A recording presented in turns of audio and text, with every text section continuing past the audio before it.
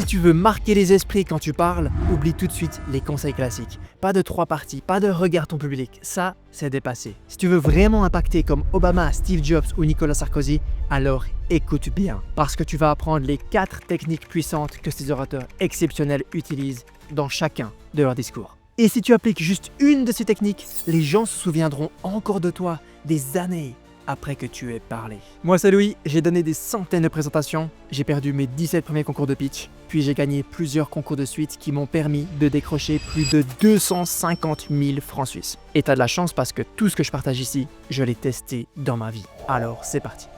Technique numéro 1, le messager. Dis-moi si on t'a déjà dit, commence par le message que tu veux faire passer. Erreur. Parce que les gens ne jugent pas d'abord le message, ils jugent d'abord le messager. T'es d'accord? Tu accueilles un message différemment s'il vient d'un président ou s'il vient d'un drogué. Même message, mais pas le même impact. Et sur tes conversations privées, c'est pareil. Si tu reçois exactement la même phrase de 2 personnes, l'une que tu respectes, l'autre que tu détestes, ta réaction sera pas la même du tout. Ce qui compte, c'est donc quoi? Ce n'est pas le message, c'est celui qui le porte. Et c'est là qu'on fait la différence entre parler correctement, donc avoir un message clair, et parler comme un leader, c'est-à-dire incarner ce rôle de messager. Maintenant, tu te dis, mais concrètement, comment est-ce qu'on incarne ce rôle du messager? Je te donne un petit exemple. À Neuchâtel, il y a un Italien qui a ouvert une focacceria exceptionnelle. Et quand tu entres dedans, il t'explique que c'est ses recettes qu'il a reçues de sa grand-mère et qu'il fait depuis qu'il a 10 ans. Maintenant, imagine une autre personne, un Polonais par exemple, j'ai rien contre les Polonais, qui ouvre la même focacceria. Ça n'a rien à voir. Toi, tu vas choisir l'Italien, grand-mère qui fait ça depuis 10 ans, ou le Polonais. Donc, quand il te dit que ces focaccias sont les meilleurs de la ville, là, tu le crois, parce que tu as compris qu'il était le messager. Pour ta présentation, c'est pareil. Viens chercher un élément du passé qui montre que tu es la bonne personne.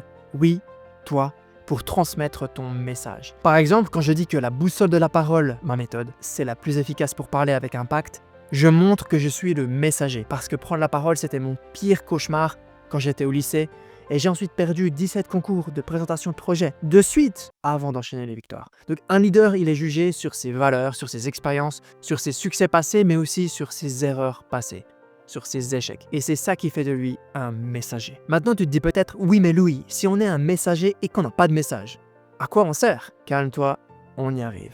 La technique numéro 2, c'est le message, bien évidemment. À l'école, on t'a appris à éviter les répétitions. Ne répète pas les mêmes mots, ne mets pas le même mot plusieurs fois dans une phrase. Ma copine, elle fait son brevet d'assistant de direction. Elle doit écrire des lettres d'un niveau super élevé. Et elle perd des points si elle emploie 2 fois le même mot. Retour à notre école, je te le redis, les grands leaders répètent encore et encore. Simon Sinek, dans son TED légendaire de 2009, il répète son message 14 fois en 18 minutes. 14 fois en 18 minutes, son message c'était « Les gens n'achètent pas ce que vous faites, ils achètent pourquoi vous le faites. Les gens n'achètent pas ce que vous faites, ils achètent pourquoi vous le faites. Les gens n'achètent pas ce que vous faites, ils achètent pourquoi vous le faites. » Tu vois, je te le répète et ça commence à rentrer. Un temps, pas si lointain, j'avais peur de me répéter. Je me disais, je vais passer pour un idiot. Mais passer pour un idiot, c'est pas garanti. Par contre, je te garantis que tu passeras pour personne si tu te répètes pas, tout simplement, car on se souviendra pas de toi. Alors fais-le stratégiquement. C'est comme ça que tu restes gravé dans la tête des gens. Cette deuxième technique, elle est puissante, mais si tu la fusionnes pas avec notre troisième technique, alors là, tu seras pas impactant. Troisième technique, c'est donner la direction. Tu veux qu'on te suive, alors donne-nous la direction. Pourquoi? Tout simplement parce que personne ne suit un guide qui ne sait pas où il va. Parfois, la direction, ça peut être une vision. Par exemple, Mastercard, au début, comme tout le monde, ils avaient 0 client. Mais ils avaient une idée. Connecter les humains entre eux. Ils n'avaient pas de solution miracle, pas encore, mais ils avaient une vision. Et aujourd'hui, Mastercard, tu le sais, ils ont 500 millions de clients. C'est le même principe pour une croisière. Les gens ne montent pas sur le bateau pour le bateau. On s'en fiche qu'il fasse 152,5 mètres de long, qu'il ait 4 piscines et demie, 113 cabines. Non, ça, on s'en fiche. Peu importe. Les gens montent sur le bateau parce qu'ils rêvent de Rio de Janeiro, de la plage, du carnaval. Ça, c'est la destination. C'est là où tu emmènes ton audience. Ma question pour toi, question piège, c'est quand tu parles, est-ce qu'on voit ta destination?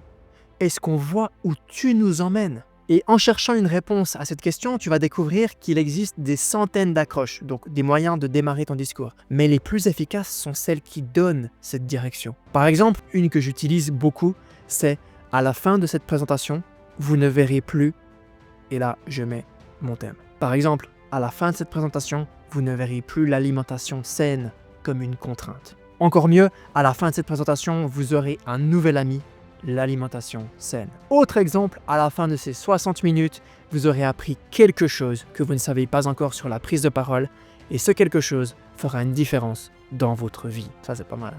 Reprends-le, c'est cadeau. Maintenant, la destination, plus tu immerges ton audience dedans, plus tu seras impactant. Donc si je reprends mon dernier exemple, de parler avec impact, pour t'immerger, je vais dire, imaginez, vous prenez la parole, tous les regards se braquent sur vous, plus un seul téléphone, l'audience est suspendue à vos mots. Et votre discours, on s'en souvient encore un an plus tard. C'est pour ça que je suis là aujourd'hui, pour vous aider à parler avec impact. Ici, la destination, elle est visible, on peut la voir, parce que j'ai plongé mon audience dans ce moment où ils prennent la parole, tu vois. Notre troisième technique, c'est donc donner la direction. Il y a une technique que personne ne m'a apprise, que j'aurais volontiers payé des milliers de francs pour la découvrir plus tôt. C'est notre quatrième technique. Ok, laisse-moi t'expliquer. Ce qu'on a vu jusqu'à maintenant, c'est le contenu. Ça veut dire que c'est les mots que tu vas dire. Mais il y a ce que tu dis, puis il y a comment tu le dis.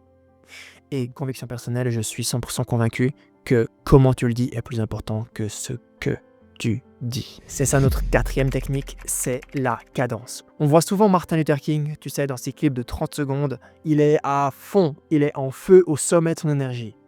Mais ce qu'on voit pas, la réalité, c'est que Martin Luther King commence lentement, mesuré, présent. Puis au fur et à mesure de la phrase, il accélère, il intensifie, il te prend avec lui.